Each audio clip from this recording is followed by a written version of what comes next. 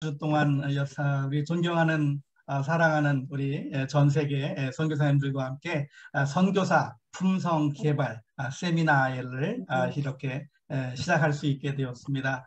저는 20년 전 정도에 제 아내와 함께 이 품성 개발 세미나 강의를 듣고 어, 많은 그 효과를 보았다고 표현해야 할까요? 열매를 얻었다고 표현해야 될까요?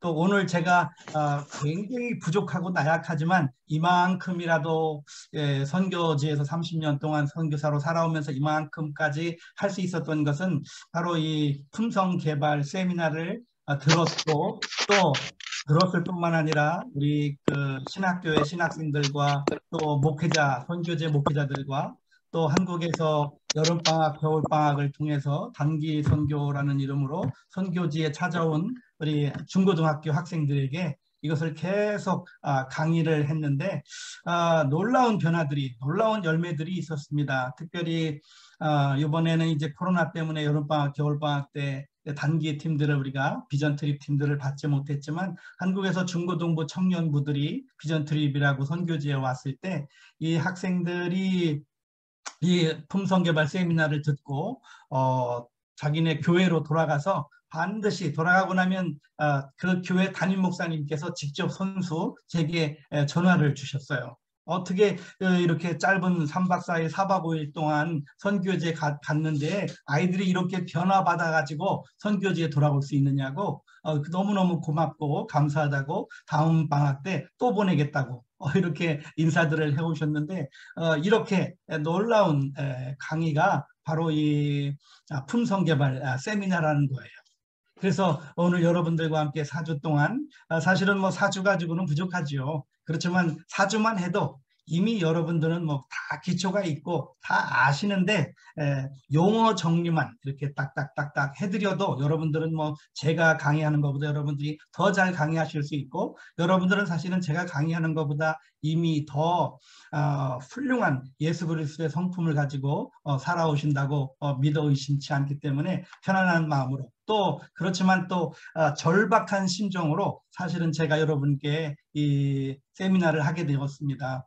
기독교를 일반인들은 개독교라고 그렇게 말을 할까요? 왜냐하면 사실은 자기들은 예수를 믿지 않으니까 세상에 악착같이 돈 벌고 악착같이 승진하고 악착같이 나름대로 생각한 성공의 기준을 가지고 살다 보니까 거짓말도 해야 되고 다른 사람에게 아픔도 줘야 되고 이런 일들을 해왔는데 기독교인들은 정직할 것이다. 똑바를 것이다. 거짓말을 안 할 것이다. 빚을 졌으면 반드시 갚을 것이다. 라고 생활이 분리돼서 살아가고 있는가. 신앙생활을 해야 되는데 예수를 믿었으면 예수 믿은 삶을 살아야 되는데 교회에서는 천사처럼 예수를 믿지만 교회 밖에 나가면 예수를 믿는 사람이나 믿지 않는 사람이나 똑같아져 버린 거죠. 그래서 참 이 품성 개발을 우리가 빨리 하루라도 빨리 배워서 우리가 잘 아는 대로 이 로마가 313년에 기독교를 공식 종교로 이렇게 인정하기 전에 기독교 인구가 3%밖에 안 됐지만 막상 자기 자녀 결혼시킬 때는 기독교인 자녀를 찾았다는 거 아니겠습니까? 그 자녀들은 정직하고 성실하고 성적으로도 깨끗하고 그러니까 그 기독교 자녀들을 찾아서 며느리를 삼고 사위를 삼고 그 정도로의 그런 삶이 우리 삶 속에 나타나줘야 되는데 그렇게 못한 것들이 너무나 안타까웠습니다. 여러분에게 좀 영상 하나를 좀 먼저 보내드리도록 하겠습니다. 사실은 인간들은 그 옛사람이 있고 새사람이 있어요. 근데 우리가 개혁주의 신앙, 특별히 우리 장로교회, 저는 감리교회 목사라서 결코 장로교회를 폄하하거나 뭐 이렇게 교리나 이런 걸 가지고 다투고자 하는 것이 아니고 한국교회 전체 분위기가 칭의론에 예수를 믿었으니 구원받았다 라고 하는 것에 아주 설교라든지 신학교의 강의가 아주 포커스에 맞춰져 계세요. 사실은 칭의가 이신칭의가 너무너무 중요하죠. 그랬으면 예수를 믿어서 의로운 사람이라고 칭의를 받았으면 그 다음에는 성화의 과정이 있어야 되고 그 다음에 영화의 과정으로 올라가야 되는데 한국 교회가 우리 목회자들이 좀 설교라든지 신학교의 교수님들이 강의에 미싱하고 간과한 것은 이 성화 부분을 우리가 좀 덜 중요하게 가르치고 있지 않았나 그런 생각이 들어서 이번에 여러분들과 함께 성화에 대해서 포커스를 맞춰서 좀 강의를 좀 해드리도록 그렇게 하겠습니다. 품성개발원을 좀 운영하고 있고 또 선교사님들에게 필요한 그 선교사 컨퍼런스나 또 선교사 학위가 필요하신 분들을 학위를 드리기 위해서 하베스트 대학원을 설립해서 섬기고 있는 이성상 선교사입니다. 이제 품성 개발의 이해에 대해서 먼저 말씀드리겠습니다. 품성, 개발, 이해 이 세 단어가 지금 품성 개발 이해라고 이렇게 타이틀이 되어 있는데요. 품성이라고 하는 것은 여러분들 우리 그 각자 사람들에게 기질이 있고요. 성격이 있고요. 조금 못된 표현을 하면 승깔이 있고 승질이 있고 사람마다 다 이렇게 태어난 게 있어요. 그래서 또 사람마다 나라마다 또 기질이 또 다 달라요. 한국 사람 기질, 일본 사람 기질, 중국 사람 기질, 이태리 사람 기질하고 한국 사람 기질하고 비슷하다고 그러는데 이런 것들이 다 달라서 이런 것들을 이 기질은 성품이 아닙니다. 기질은 되게 태어날 때부터 가지고 태어나오죠. 평소에는 얌전하다가도 불이 났다거나 막 급한 일이 생겼을 때는 기질이 드러나지요. 베드로처럼 막 예수님이 잡혀가면 가지고 있던 칼을 뽑는다든지 이런 급한 상황이 있으면 잠재되어 있던 속에 내재되어 있던 것이 겉으로 드러나는 것을 기질이라고 하는데 나와 동역하고 있는 우리 선교사님의 기질만 이해해도 다툴 일이 훨씬 적어지고 나와 동역하고 있는 선교사님의 기질만 이해해도 그분을 내가 부족한 부분을 어떻게 도와줘서 효과적으로 선교할 수 있는가를 알 수 있어요. 굉장히 유익한 건데 여기 그 성격에는 히포크라테스가 만드는 낙천가, 행동가, 사색가, 이론가 뭐 이런 식으로 나눈 것도 있고 또 우리 한참 한국교회에 유행했던 MBTI 이를 통해서 내성적이다, 뭐 외향적이다 이런 것으로 기질을 이렇게 성격을 나타내기도 하고 그런데 오늘 여러분들과 함께 나누려고 하는 것은 품성입니다. 품성이라고 하는 것은 원래는 이제 성품이라는 말인데 이 성품이라는 말을 기독교적인 용어로 하나님의 성품, 하나님의 품성, 예수님의 품성이라고 하는 용어가 있기 때문에 우리 예수 그리스도를 우리가 믿고 예수 그리스도의 향기를 나타내야 되는 우리들이 속사람을 우리는 이제 여기서는 오늘부터는 품성이라고 이렇게 표현해서 강의를 하게 되어 있습니다. 이 품성이라고 하는 것은 후천적으로 태어나서 자라면서 이 문화적인 생겨난 문화적인 유산입니다. 타고난 성격과 본능적인 양심하고는 다르고 이런 것들을 계속 사실은 우리가 예수를 믿고 내 힘으로 이 땅을 살아가면 내 속에서 썩은 시체 냄새밖에 안 나죠. 욕심밖에 안 나오죠. 다른 사람을 해칠 생각밖에 안 나오죠. 그렇지만 내가 예수님을 믿고 나를 통해서 예수님의 향기가 나타나고 나를 통해서 예수님의 사랑과 예수님의 공의가 흘러나갈 수 있도록 우리가 교육받고 훈련하고 이런 중을 통한 세미나를 통해서 우리가 자라가는 겁니다. 이것을 가리켜서 우리는 성품이라 품성이라 이렇게 표현합니다. 모든 사람들은 다 성공하고 싶어 합니다. 특별히 우리 학교에서 우리 열심히 공부하는 이유는 다 성공하기 위해서지요. 그래서 선생님이 성공이 뭐냐고 가르치냐면 많은 것을 소유한 사람은 성공했다고 그러고 이름이 높아진 사람, 뭐 지위가 높아지면 성공했다고 하는데 하나님은 그것을 성공이라고 말씀하신 적이 없으세요.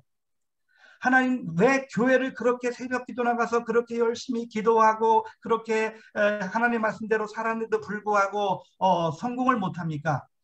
그 이유는 하나님께서 말씀하시는 성공이 뭔지를 몰라서 그래요. 그래서 여러분들과 함께 성공이 뭔지를 알려드리면 여러분들은 다 성공하는 삶을 사실 수가 있어요. 성공이라고 아멘. 하는 것은 뭐냐면 하나님께서 여러분을 지으신 목적이 있어요. 또 여러분들이 날마다 아침에 일어나서 저녁에 잠잘 때까지 택을 나의 경험과 나의 의지와 나의 계획대로 하는 게 아니라 하나님의 말씀에 근거해서 결정하고 실행하는 것, 그것을 하나님은 성공이라고 말씀하세요. 여러분들이 이제 성공의 원리를 조금 더 깊이 배우시면 여러분들은 다 성공하는 인생을 사실 수가 있습니다.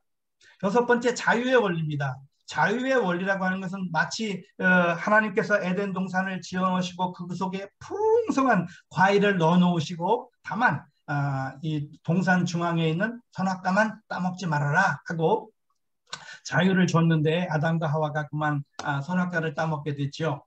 자유라고 하는 것은 내가 하고 싶은 대로 하는 것을 자유라고 말하지 않아요. 자유의 원리란 하나님이 기뻐하시는 것을 선택하는 능력을 자유라고 해요. 우리 쉬는 시간에 이렇게 학교에서 공부할 때 쉬는 시간에 다 엎어져서 잠잘 수도 있고 아이들이랑 친구들이랑 놀을 수도 있고 가게에 가서 뭐를 사 먹으러 갈 수도 있는데 하나님이 원하시는 것, 하나님이 기뻐하시는 것이 무엇인가? 이 자유 시간에 하나님이 기뻐하시는 것을 할 수 있는 능력을 자유라고 합니다.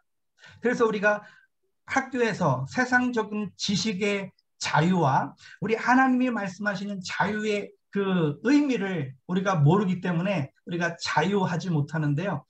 우리 내 마음대로 살아가는 것이 아니라 내 속에 임재하신 성령님의 인도를 따라가는 것이 자유하는 거예요. 보면 계속 이런 율법들이 나오고 있는데 사실은 율법도 복음이죠. 우리 잘 되라고 하는 거죠. 그런데 그 율법에서 싫다고 벗어나는 순간, 이게 자유라고 벗어나는 순간 우리는 죄의 종이 되어버리고 말죠. 자유의 원리에 대해서 한번 공부하겠습니다. 그래서 여러분들이 정말 물질에서도 자유하시고 여러분 시간에서도 자유하시고 마음껏 하나님의 은혜 안에 수영하면서 마음껏 행복하게 누리는 그런 삶을 다 살아가실 수 있게 되기 바랍니다. 다섯이라고 하는 것은 하나님께서 지금 여러분들에게 많은 것을 주셨죠. 동산도 있고 부동산도 있고 또 앞으로도 또 더 많은 것을 갖게 하겠죠. 그런 것들을 여러분 것이라고 여기는 것이 아니라 하나님의 영광과 타인의 유익을 위해서 하나님께서 나에게 맡겨주셨다고 여기는 태도예요.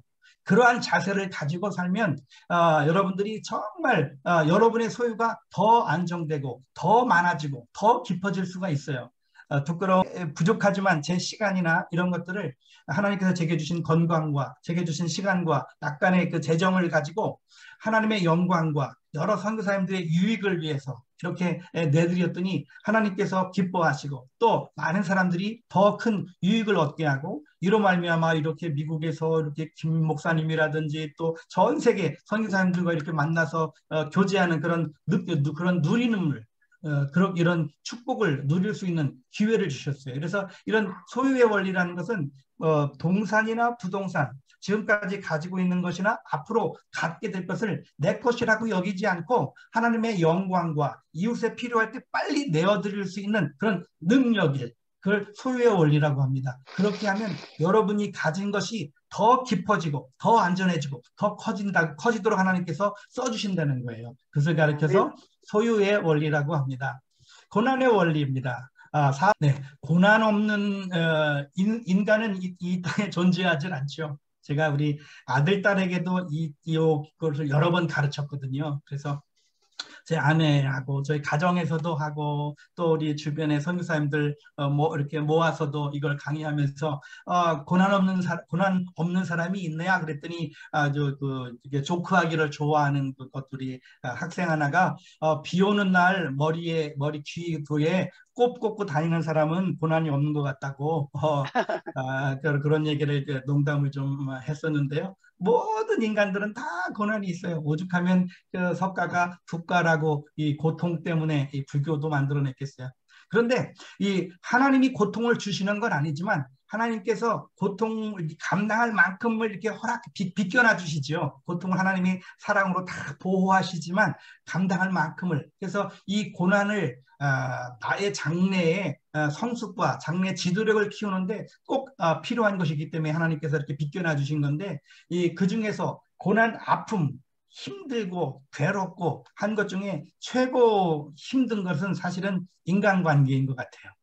뭐 돈이 없어서 어렵기도 하고 뭐 건강이 없어서 어렵기도 하지만 제일 마음 아프고 힘든 것은 인간관계 때문에 그러는데, 인간관계에서 이것을 어떻게 해결할 수 있느냐, 나를 대적하는 사람을 용서하고, 그래서 여기서는 그 용서가 무엇인지를 우리가 배울 수가 있어요. 그러면 나를 대적하는 사람을 나의 동역자로 만들 수 있는 그런 원리를 하나님께서 성경에 우리들에게 이렇게 성경 속에 숨겨 놓으셨어요. 그것을 이 보석처럼 오늘 찾아서 다음 주나 그 다음 주 시간 될 때 여러분들에게 가르쳐 드리도록 하겠습니다. 세 번째, 책임의 원리입니다. 우리 하나님 특별히 그 바울이 영적인 아들 디모데에게 청결한 양심을 가지라고 계속 그렇게 말했는데, 그 하나님께서 그 양심에 비춰가지고 이렇게 빨간 불이 들어오기도 하고 노란 불이 들어오기도 하고 파란 불이 들어오기도 하는데, 양심이 깨끗해야 되거든요. 특별히 그 내가 말하고 내가 잘못한 것을 속히 I am sorry. 우리 지금 미국에서 많은 분들이 들어와 계신데, 우리 한국 유교 전통에서는 어른이 밑에 아들이나 딸이나 이렇게 부하 직원에게 I am sorry 한다는 것은 굉장히 유교 사상의 유교적인 입장에서는 어려운 일인 것 같아요. 그런데 성경에서는 반드시 하도록 되어 있고, 영어의 I am pastorly, I am doctorly, I am sorry, 이게 같은 말인 것 같아요. I am sorry가 이게 I am, 나는 sorry입니다. 해석을 그렇게 해야 되나요? 미국 사람들 앞에서 그렇게 이런 말하면 어쩔지 모르겠지만, 저는 그 용어에 굉장히 큰 은혜를 받았어요. 잘못한 것이 발견되면 즉시로 미안하다고 말을 할 수 있는 능력을 가져야 됩니다. 그걸 가리켜서 책임의 원리라고 합니다.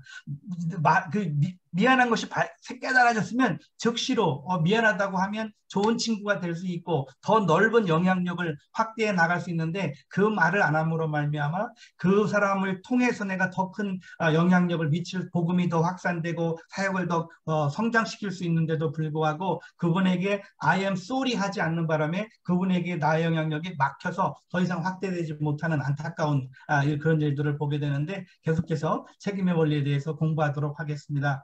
두 번째는 권위의 원리입니다. 굉장히 이 권위의 원리가 우리 한국교회 성도님들에게, 한국교회 목사님들에게, 한국교회 선교사님들에게 어려운 문제인데, 여러분들이 이 권위의 원리 하나만 이해하고 이것을 여러분 선교 사역 속에 적용한다고 하더라도, 이것만 이해하고 삶 속에 적용해 나가면서 산다면 여러분들은 굉장히 행복하고 즐겁고 열매가 풍성한 그런 선교 사역을 하시면서 살 수 있을 거라고 생각해요. 많은 분들이 우리 그 선교지에 가면 나보다 먼저 오신 분, 또 나보다 늦게 오는 분, 이런 분들에게 한국교회 조직상 상하 관계가 이렇게 보이지 않게 형성이 되고, 선교지에 먼저 온 사람, 늦게 온 사람, 아니면 나이가 더 드신 분, 아니면 젊은 분, 이렇게 서로 보이지 않는 그런 서열들이 먹여지는데, 성경에는 그것을 어떻게 해결하고라고 말씀하고 있는지를 가르쳐 주시는 것이 권위의 원리예요. 하나님께서는 나에게 먹을 것을 주시는데, 하나님이 오늘 우리 태국 치앙마이에서는 막 비도 오고 천둥도 치고 막 그랬거든요. 그러면 하늘에서 뭐 그 천둥 칠 때 쌀하고 닭튀김하고 이런 것을 뚝 떨어뜨려 주는 게 아니잖아요. 하나님이 나에게 먹을 것을 주시지만 누구를 통해서 주시죠. 제 아내가 음식을 해주거나 아니면 저의 후원교회에서 저에게 돈을 보내주셔서 그 돈 가지고 아내가 장에 가서 쌀을 사오고 닭을 사다가 튀겨줘서 내가 먹을 수 있게 된 거죠. 하나님께서 나를 보호하시고 지도하시고 축복해 주시고 인도하시지만, 하나님께서는 누구를 통해서 하신다는 거예요. 하나님의 대리인, 하나님의 권위자, 어토리티가 있다는 거예요. 그래서 그 어토리티가 누군지를 알고 내가 지금 이 일을 해야 되는데 이 일이 어느 권위자에 속한 것인지, 만약에 내가 사랑하는 제 아들이 지금 미국에서 그 UMC 목사로 지금 사역하고 있는데, 자기가 나이가 30이 넘었으니 이제 결혼을 해야 되겠는데 마음에 드는 여자가 생겼다. 그러면 이거는 하나님께 기도해서 하나님 이 여자가 제 짝입니까? 응답해 주시옵소서. 그러면 하나님께서 그렇게 대답하신다는 거예요. 그 응답을 내가 네 아버지 어머니에게 마음속에 넣어놨으니 네 어머니 아버지에게 물어봐라. 자녀가 결혼하는 문제는 어머니 아버지의 권위 속에 있어요. 그래서 한국 청년들은 자기에게 이렇게 연애하는 대상자가 생기면 자기 친구에게 제일 먼저 말해요. 근데 하나님은 그렇게 말씀하시잖아요. 그 문제, 자녀가 결혼하는 문제는 아버지, 어머니 권위에 속해 있어요. 그래서 반드시 이런 결혼을 하고 싶은, 아직 진도는 많이 안 나갔지만 결혼하고 싶은 상대가 생기면 나의 권위자에게 물어보라는 거예요. 그리고 권위자에게 물어보면 권위자의 대답이 거의 하나님의 뜻이에요. 그것을 배워가는 원리가 권위의 원리입니다. 1. 계획의 원리. 이제 오늘 첫날 강의가 계획의 원리를 지금 잠시 10분간 여러분들과 소그룹을 한 다음에 계획의 원리 강의를 할 건데요. 여러분들이 여자로 태어나고 싶어서 여자로 태어나신 분 계세요?